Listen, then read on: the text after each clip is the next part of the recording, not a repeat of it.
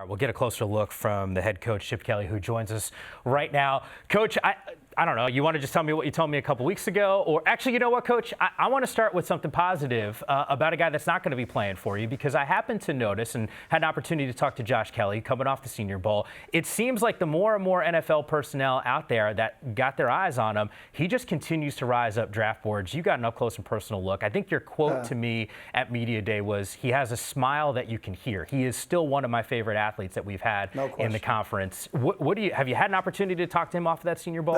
Just literally, he's on our practice field right now running. I mean, that's just with the type of kid he is. Oh, with a smile. With a smile. I mean, I knew both staffs, the Detroit Lions staff, Matty Patricia, and the Bengals staff with Zach Taylor, and they both remarked about what a great young man he is. And that's everything about Josh that we all have known, the guys that have been around him. But then when you actually see the skill set he has as a football player, he really impressed some people that way. So I think he may be surprising some people, but to the people that have met him, like you and Yogi and myself, that he's not surprising any of us. Love that. All right, not surprising anybody who's Jonathan Vaughn's in terms of his ability. You guys signed him earlier today. How did you get to know this young man at a position where he might be able to impact early for you guys? Yeah, you know, he's a local kid from Pasadena, and the great part about, he's from Pasadena, but he played at Bosco. He's a great baseball player. He's going to play both sports here. So I think John Savage loved him. He's one of the top 100 baseball players in the country, but he's a tough, hard-nosed, physical player, can play in space. But he plays a safety like a linebacker. We were really, really excited to get both him and Jake Newman added to our secondary out of Bosco. Yeah, Jake Newman reminded me of Chase Hansen, former safety at Utah. Just a guy that seems to do everything. For you, when you try to identify defensive players specifically, what are some of the key attributes you want for guys that are going to be around the ball like him? The one thing that stuck out when we looked at Jake on tape is, I think everybody said the same thing. He's just a football player, and you figure out he can play deep center field. He can play up close to the line of scrimmage, as you're seeing right now. He comes from a football family. His brother plays at Colorado. His dad was a great player back in the day. So we were really, really excited to add him and put him and John, who both play that hybrid safety and move them all around type of things. I think in this day and age where more people are going to the spread, you're getting you got to get more speed on the field, but you also have to have guys that can line up and tackle, and I think both those guys can do that. Coach, when we were on campus and we watched your football team, you kept hammering home at this point, and it was obvious, too, just when you look at the roster, the amount of youth and inexperience that you've had on the football field. When you guys and you and your staff go and recruit and get ready for signing day and you're evaluating players, is the thought about, hey, how does a guy help us immediately, or is it a little bit more projection? Because I got to imagine it's a little bit of a hard balance between a rebuild and wanting to win right now.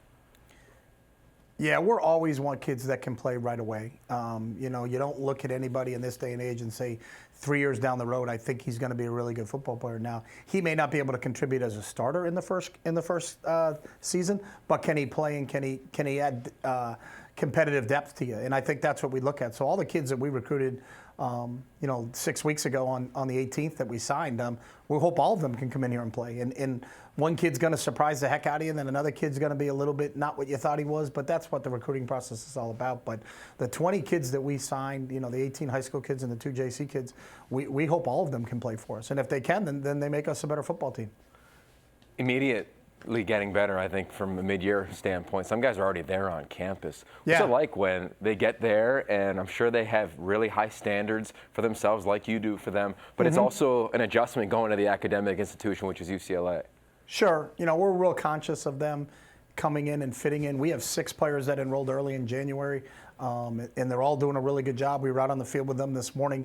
That's where I said we were in a staff meeting at 7 before we got out for 7:30 workouts, and I think one of our coaches said, is today the signing day? And I was like, well, I think so. I mean, I don't really – we signed them all in December, but the 6 guys that we have now, we'll have 2 more enrolled because we're on the quarter system in that first week of April. So we're excited about getting all those kids here, because when August rolls around and it's our first fall practice or preseason practice, they're going to be on campus for 6 months, and they're going to be like Wiley veterans that have been part of your program for a long time. And the good part about that is they can help the other young kids in their class kind of get acclimated to what we're doing. But we're excited about the 8 early enrollees, and it just gives them kind of a chance to show out during the spring when you're not getting ready to play a game. You're just trying to develop them and see what they can do. Yeah, I want to hit on a couple of those guys. Shea Bryant-Struthers, Miles Jackson, two guys coming from the East Coast, state of Georgia. Yeah. How have they acclimated to the program at a position where there's opportunity to play early? Yeah, part of it, I think them coming was the opportunity to play early.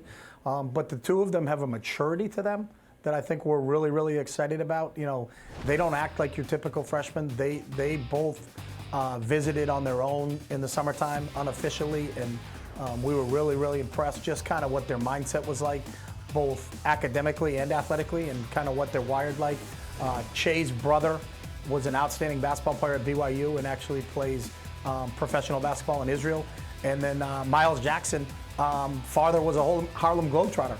You know, so I think there's a little bit of maturity to them based upon how they were brought up and how they were raised, just because of their family ties, whether it be their dad or their older brother. So they got a pretty good feel for what it's like to be an athlete and go away and travel, because they've had people in their family do it. So I think there's a little bit of they've got some maturity to them that I've been really impressive. They haven't acted like true freshmen, and even though they enrolled early coming out of high school.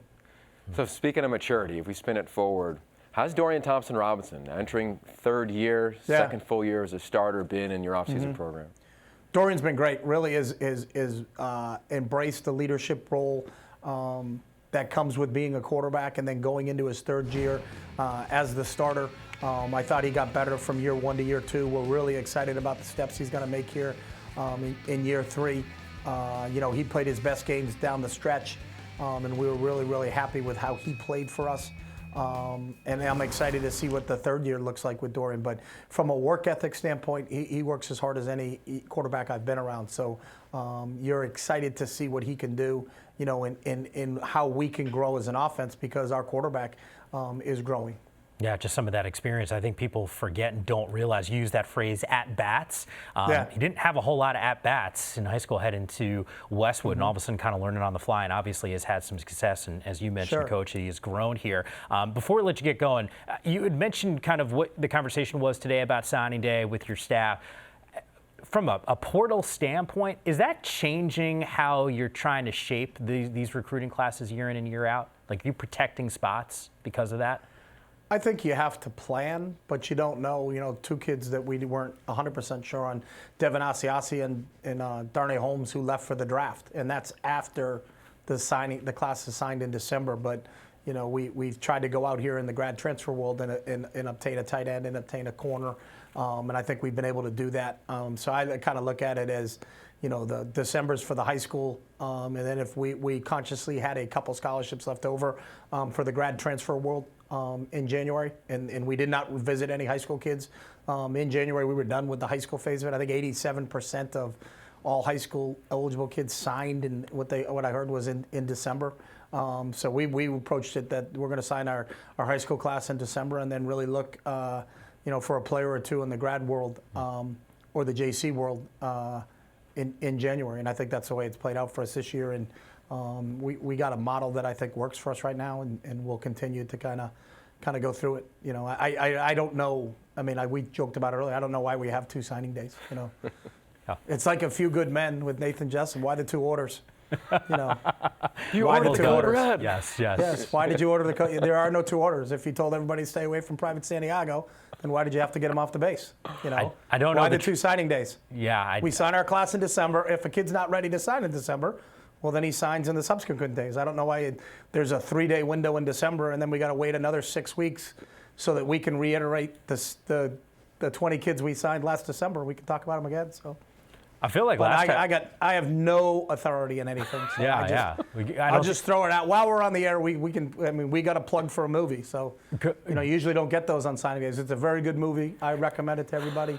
But when you hear why the 2 orders, you think about why the 2 signing days. Yeah, no, I'm with you.